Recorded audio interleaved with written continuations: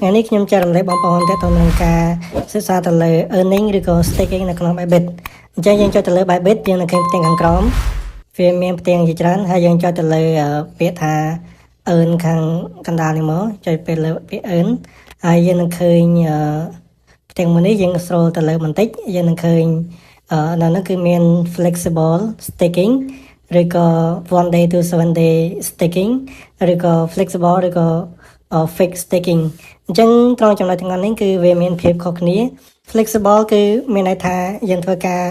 staking គឺយើងអាច random មកវិញបានភ្លាមៗចូលទៅក្នុង spot ឬក៏ funding របស់យើងប៉ុន្តែពាក្យថា fix មានន័យថាយើងធ្វើការ staking ប៉ុន្តែយើងមិនអាច random លុយរបស់យើងចូលទៅក្នុង funding ភ្លាមៗបានទេ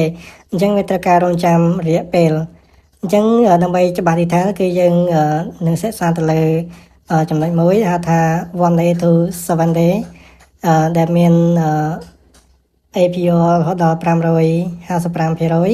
មានន័យថាគេផ្ដល់អត្រាការប្រាក់ខ្ពស់មែនទែនដោយសារតែ account របស់ខ្ញុំគឺជា account ថ្មីទាក់ទងទៅនឹងអត្រាការប្រាក់គឺវាមានលក្ខណៈផ្សេងៗគ្នាទៅតាមប្រភេទដូចជាប្រភេទ staking ឬក៏ one day to 7 day ឬក៏ flexible staking អញ្ចឹងអត្រាការប្រាក់គឺមានខុសៗគ្នាដូចជា flexible មាន 5.75% ហើយ one day to 7 day គឺមាន 555% ហើយ fix មាន 7.33% អញ្ចឹងគឺយើងធ្វើការសិក្សាបន្ថែមទៅលើ one day to 7 day staking យើងចុចទៅលើពាក្យហ្នឹងមកអញ្ចឹងយើងនឹងឃើញមាន flexible ហើយនិង one day staking អញ្ចឹងខ្ញុំចង់បន្ថែមបងប្អូនឲ្យយល់ដឹងបន្ថែមថាតើ one day staking គឺយើងទទួលបានអ្វីខ្លះអញ្ចឹង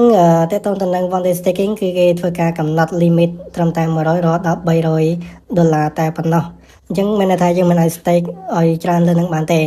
អញ្ចឹងពេលយើងដាក់$300 USDT គឺយើង estimate មួយថ្ងៃយើងទទួលបាន$4.56ក្នុងមួយថ្ងៃហើយថ្ងៃបន្ទាប់វានឹងធ្វើការ random មកយើងវិញយើងទទួលបានរហូតដល់$304.5ត្រឡប់មកវិញអញ្ចឹងនេះគឺជាលក្ខណៈនៃការ staking ទៅលើ one day staking អញ្ចឹងយើងចុចទៅលើ invest now គឺយើងធ្វើការ random តំណងប៉ុន្តែនេះគ្រាន់ជាការបង្ហាញដល់បងប្អូនឲ្យឃើញថាយើងទទួលបានបែបហ្នឹង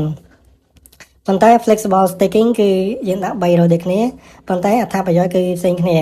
អញ្ចឹងយើង estimate daily revenue គឺទទួលបានត្រឹមតែ 0.033 cent តែប៉ុណ្ណោះគឺវាតិចមែនតើបើយើងធៀបជាមួយនឹង one day staking អញ្ចឹងយើងធ្វើការចុចត្រឡប់មកវិញមកយើងឆែកទៅលើflexible staking ម្ដងយើងចុចចំណុចហ្នឹងមកហើយយើង search USDT ចុចទៅលើវាមក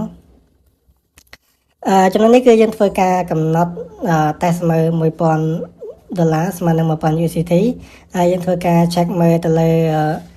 revenue ក្នុងមួយថ្ងៃគឺយើងទទួលបាន 0.091 cent អញ្ចឹងមានន័យថាគឺមួយថ្ងៃយើងទទួលបានអត្រាការប្រាក់ប៉ុណ្ណឹងប៉ុន្តែយើងត្រូវតែ lock លុយយើង1000រយៈពេល3ថ្ងៃ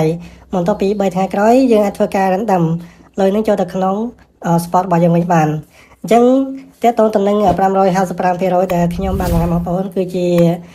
ការ promotion ទៅលើ Bybit ដែល account នេះគឺជា account ថ្មីអញ្ចឹងវីដេអូនេះគឺជាការបង្ហាញបងប្អូនតែប៉ុណ្ណោះសូមអរគុណ